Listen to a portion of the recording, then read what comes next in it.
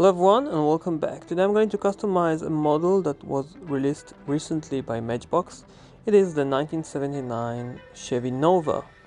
They've released this first version in light blue. It is a metallic finish and I think it is a very nice and great choice for this model. And the base is plastic chrome finished.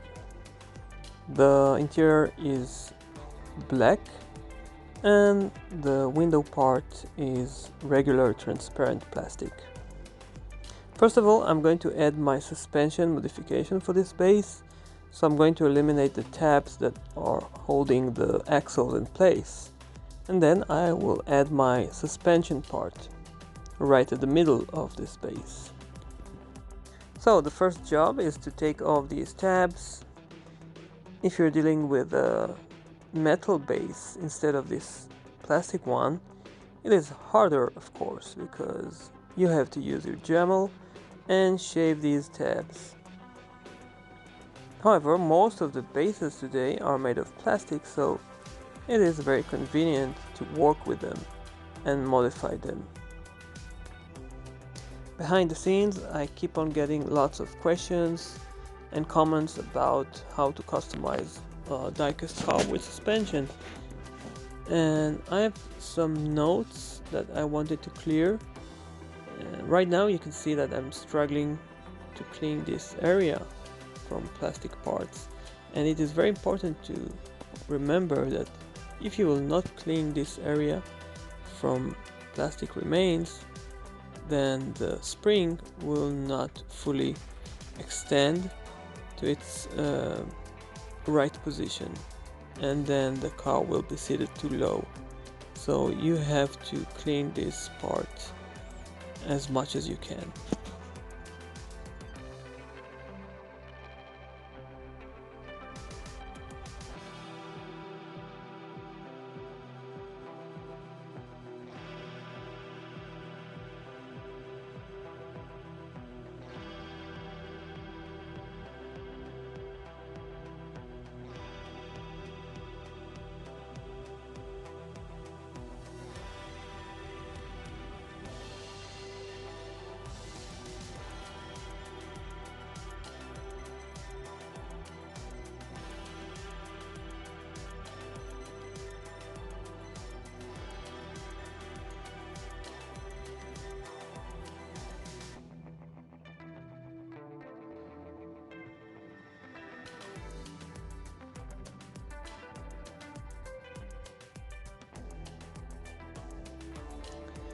Unfortunately, I have to take off the accelerator pedal and also the brake pedal here. They will interfere with the attachment of my spring. So Matchbox, I'm very sorry. It is a nice detail, although I don't think that it could be seen from one of the windows. Anyhow, I'm going to remove these. I'm very sorry.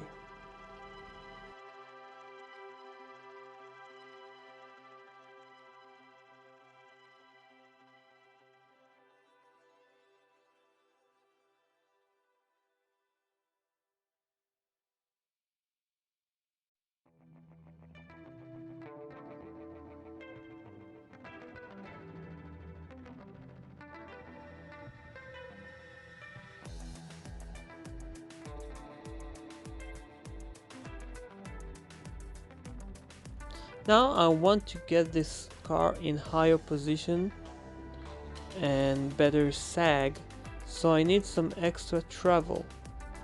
I'm using my jeweler saw in order to carve a channel here for the axle. It will allow me to use a softer spring, and then this car will have a better sag.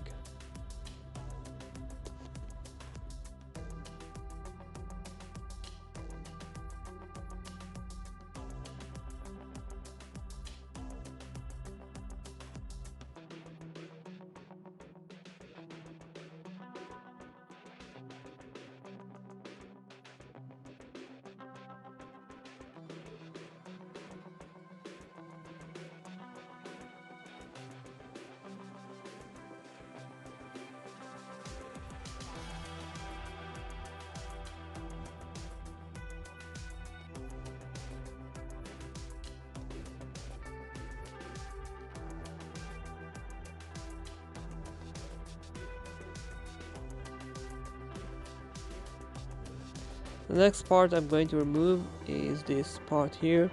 I don't need it. It will interfere with the movement of my spring. So this one has to go.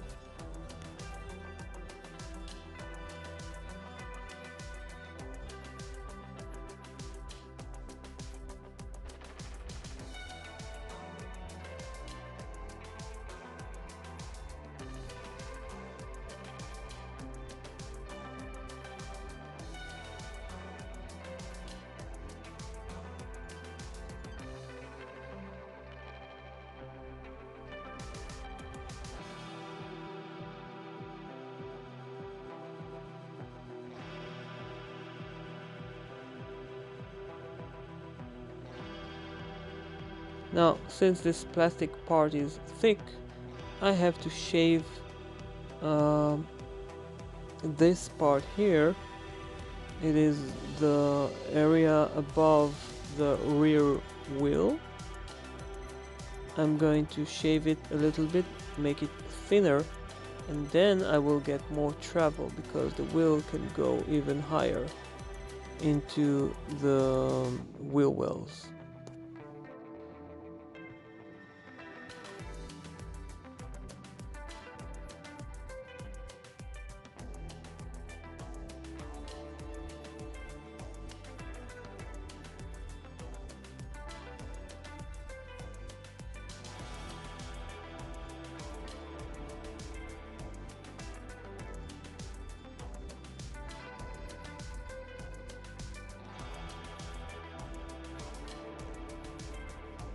Once again, I'm creating a channel for the axle right here.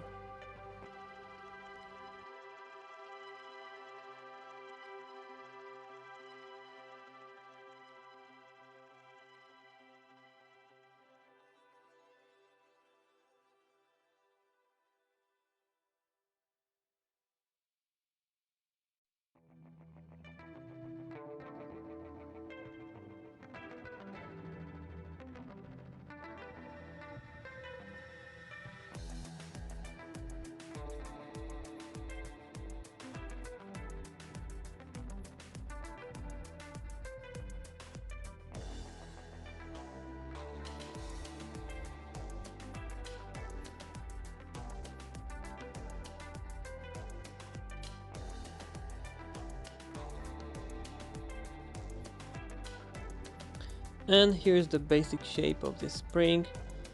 You can see it is almost in the right length. I can see now that I have to shorten it a little bit in order to make some room for the post. And here we have two descents, here and here, so this spring is not going to be flat. I have to follow the shape of the base, so I'm going to fold it here and also in the opposite direction.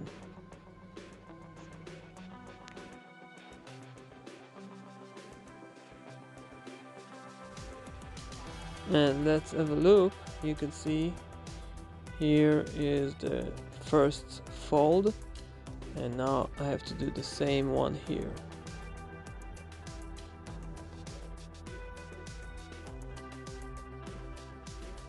Of course, you can get some aid from a caliber tool like I do here. Let me just take this part off and have a better measuring. And here's the length of this area, and now I know where I need to create another fold.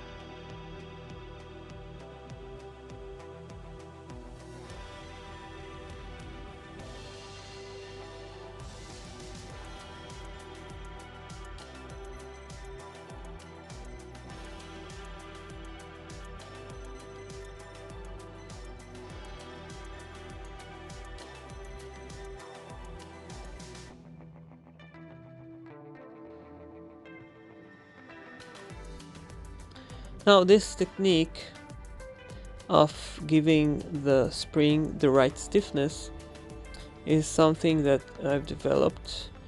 I'm taking off some of the thickness of this part with my Dremel, and then it allows me to control the stiffness of this part.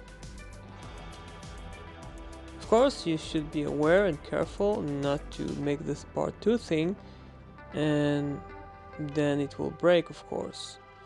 So be careful not to take too much of the material from this piece.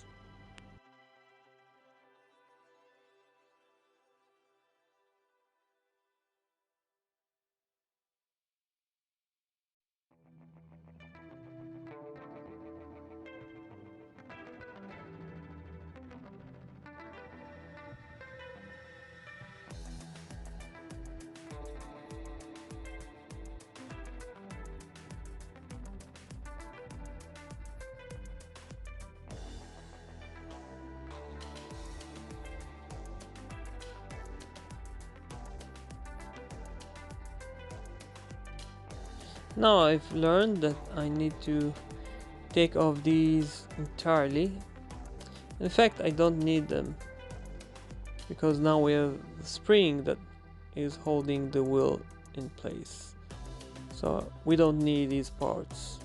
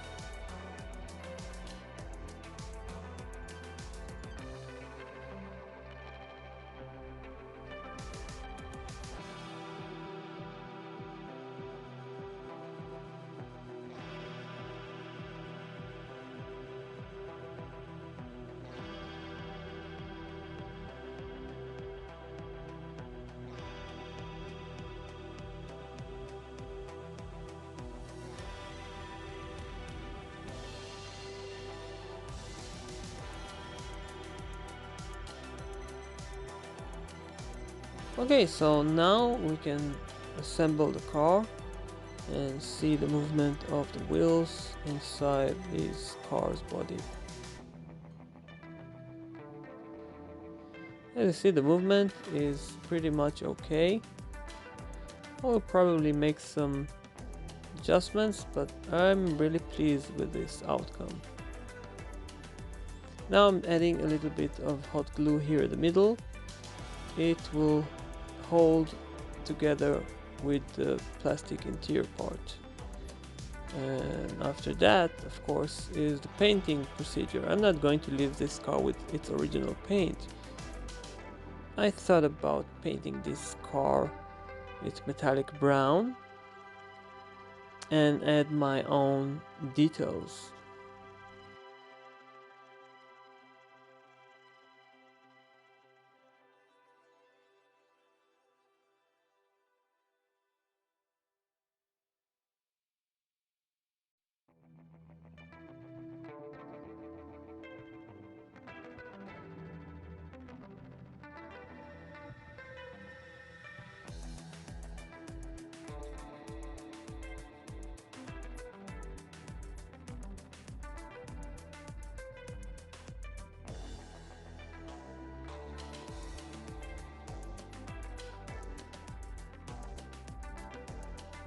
And here is your new freshly painted Chevy Nova's body with metallic brown and of course 2 coats of clear coat.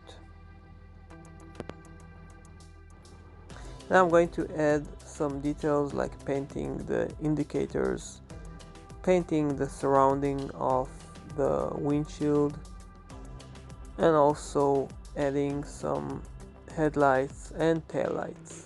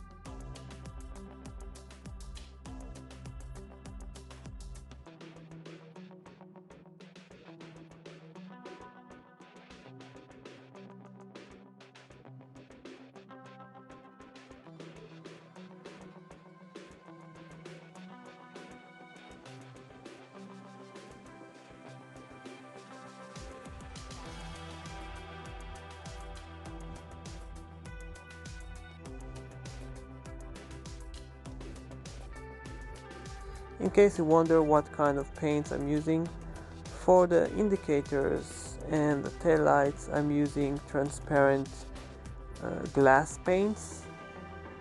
And for the other parts like the headlights and the chrome finish around the windows, I'm using acrylic.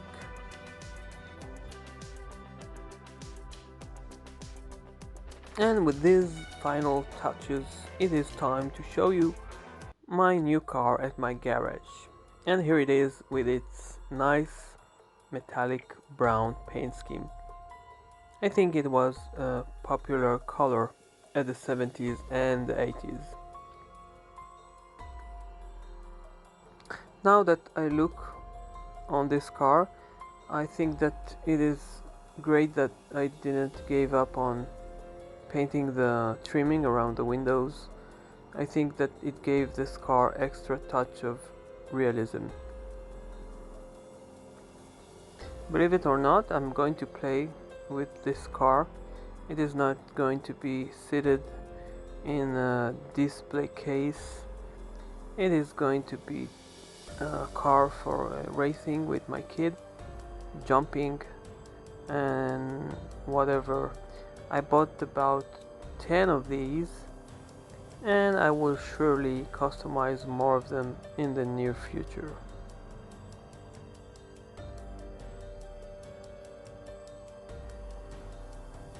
Now let's have a look on the operation of my suspension system.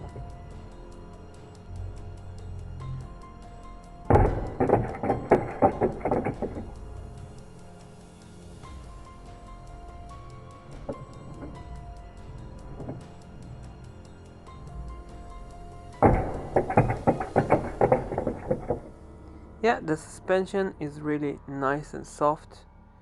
It gives this car a more realistic feel. The model is a little bit higher than original, but it is exactly as I wanted it to be. Okay, so now I will leave you with these images and a teaser of my next build. Bye bye.